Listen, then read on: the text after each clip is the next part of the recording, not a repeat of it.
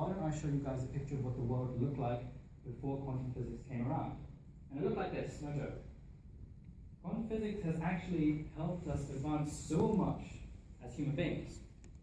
The very fact that we now understand what goes on at that little atomic level, the fact that we know what goes on under what she looks like under the veil, has changed the world completely. Because it essentially has given us like the ability to play around with it and create components like a transistor, which is like a gate for electrons. It sort of controls, I think, I'm not a computer scientist or an electrical engineer, but I believe that, well, it allows like the flow of electricity. And the more complicated these can be, and like the more smaller they can be, you can develop them into like CPU units, which make like computers. And the fact that we understand light much more, and we know that it's not a continuous wave, and it's something else, has enabled us to build sensors that detect light, convert that light into an electric signal that then produces a digital image. We've effectively made the digital camera. And a computer came out of that. Combine the two, you have a smartphone. That's all well and good, but what about Schrödinger's cat? And what does that have anything to do with it? Okay, so all of this sounds confusing and interesting, and it never really made any sense to anyone at that time, particularly the people who were coming up with it at that time as well.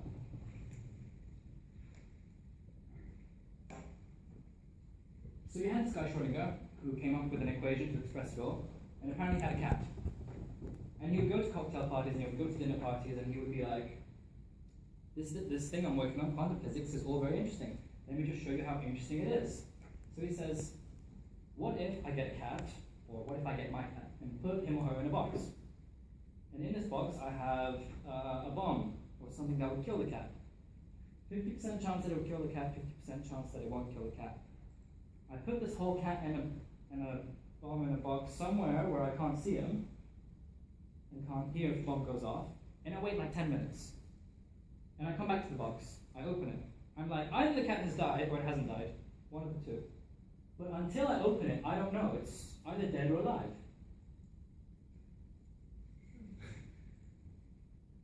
But before I open it, it's like the two. It's dead and alive.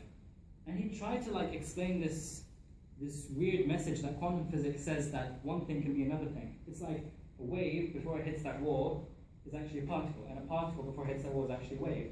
You don't know until you actually see it. That's the message that he was trying to get across. This whole wave-particle nature of things. That's basically Schrödinger's cat. In a very, very simple form. But what killed this cat? Oh, actually, yeah, I haven't said what killed this cat. Well, the same thing that killed the cat was basically us opening the box. Because before we open the box, the cat isn't really dead or alive, it's two. So it's only dead once we open the box and we actually see that the cat is dead. But what made us open the box? Well, the thing that made us open the box is the same thing that got this guy questioning more than the light bulb. And the same thing that made us open the box is the same thing that made this guy develop his spark gap apparatus. And it's the same thing that got this guy to do what he did. This is Heisenberg and his uncertainty principle. And Schrödinger, of course, you have to give him some credit. And his cat. And that thing is basically curiosity. Curiosity killed the cat. So, it did kill the cat. Yes. That is basically it. Wow.